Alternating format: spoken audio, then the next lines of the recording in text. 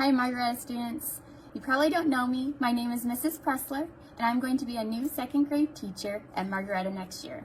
I'm so excited to meet you, and I can't wait to read chapter 31 in Wish to you. Let's go ahead and get started.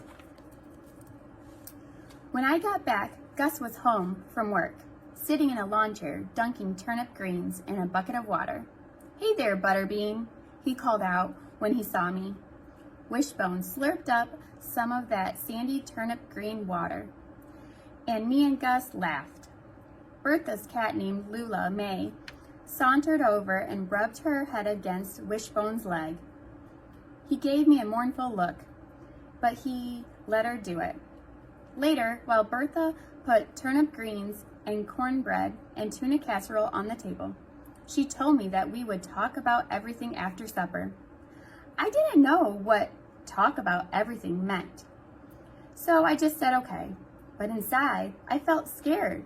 I pushed tuna casserole around on my plate and didn't say much while Bertha told us about some friend of hers whose son ran off and joined the army. "Honest to goodness," she said, "the way she keeps crying and carrying on, you'd think he jumped off a cliff." After supper, I helped her clear the table, and then we went out on the porch to eat peaches and vanilla ice cream. I watched the lightning bugs twinkle down below and waited for us to talk about everything. Finally, Bertha started. "So, Charlie," she said, "I talked to social services today and told them I didn't think your situation at home was improved. After all, I told them I thought maybe they made a mistake." "You did?" "I did." Then she told me how they agreed to check on things. She repeated some of those social services kind of words like reevaluate and stable environment. "They promised they would get back to me in a few days," Bertha said. Well, let me tell you, those few days felt like a few years to me. Worry followed me every minute, making my insides flop around and my heart beat like crazy. Howard kept saying, "Trust me, you're not going back to Raleigh." But when I asked him how he knew that, he said, "I can't tell you, just trust me." I wanted to trust him more than anything, but that ball of worry in my stomach just wouldn't go away. And then, of course, laying in bed with Wishbone snoring beside me, I couldn't stop thinking about how wrong I'd been about everything here in Kobe. How I hadn't seen all the good things Jackie saw right away. And then I found myself wanting to be more like Jackie again. And Howard too. Both of them always seeing the good in things. I put my head on Wishbone's warm side and made a promise to myself, right there in that little room of mine. No matter how things turned out, I was going to try to see the good in things, like Jackie and Howard. I knew I'd probably always have to say pineapple once in a while on account of Scrappy's temper that I have. But who knows? If I tried hard enough, maybe someday somebody might even call me good-hearted. Those few days dragged on, and every little thing I looked at nearly turned me into a crying baby, thinking I might be leaving. Bertha stirring grits by the stove with a cat at her feet, Gus out in the garden with his greasy baseball cap, picking nasty green worms off the tomato plants. Even the shed and the porch and the lawn chairs and the canning jars lined up on the shelf in my room made me sad. I tried to stay busy at Howard's, but then being at the Odoms broke my heart.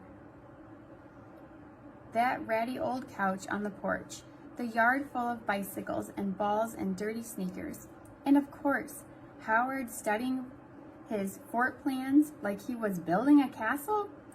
then heading out to the edge of the yard with that up-down walk of his. Finally, after a few days, the kitchen phone rang while me and Bertha were out on the porch eating egg salad sandwiches for lunch. She answered it and talked for a while, and when she came back out, the look on her face told me something good was about to happen. "How would you like to stay here with me and Gus, Charlie?" she said. My heart nearly leapt right out of my chest. "Stay?" I said. Bertha nodded. "Stay. For how long?" Then Bertha said almost the exact same words that Jackie had said on her last night in my room, about how Scrappy was going to keep on being Scrappy and Mama was gonna to keep on being Mama. And then she told me as long as she had a breath in her body, she was going to make things right for me. I wanted to jump up and down and pump my fists and let out a cheer that would echo across the valley below us. I wanted to spread my arms like wings and fly right off the porch and out over the treetops and up into the clouds.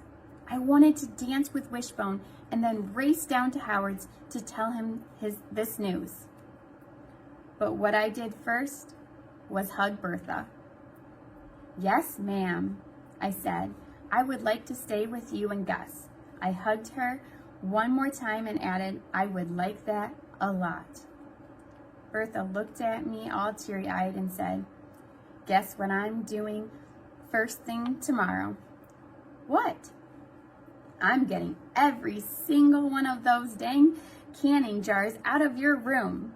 We laughed, and I asked if I could go tell Howard the news. So me and Wishbone raced down to the Odoms and up the porch steps. I banged on the screen door, hollering, "Guess what, y'all?"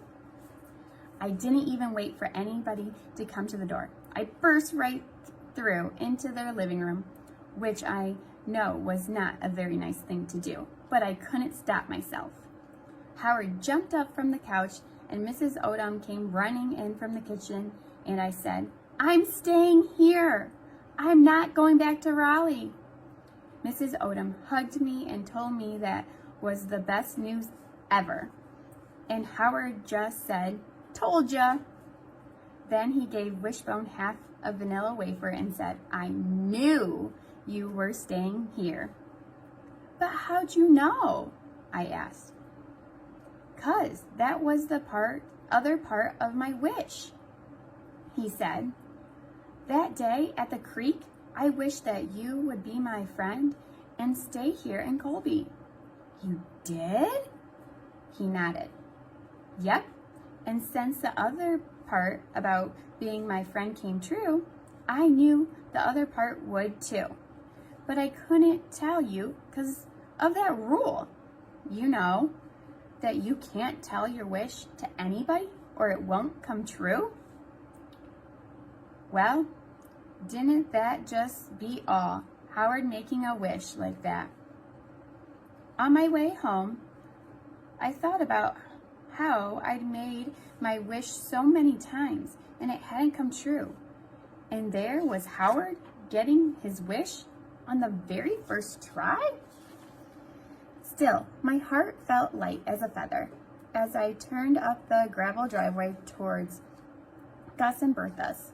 That night, after supper, we sat out on the porch and ate blackberry cobbler and listened to Bertha's stories. "And then," she said, "one time we ran out of gas in the middle of nowhere with 3 cats in the car. Remember that, Gus?" He nodded and said, "Yup." Then Bertha let out a big, contented sigh and said, "I never in my wildest dreams would have thought we'd have a family like this. Would you, Gus?" A family like this? Is that what she'd said? She had said that. A family. A real family. A family that cared about me. and called me Butterbean and was going to take the canning jars out of my room first thing tomorrow? A family that wasn't broken?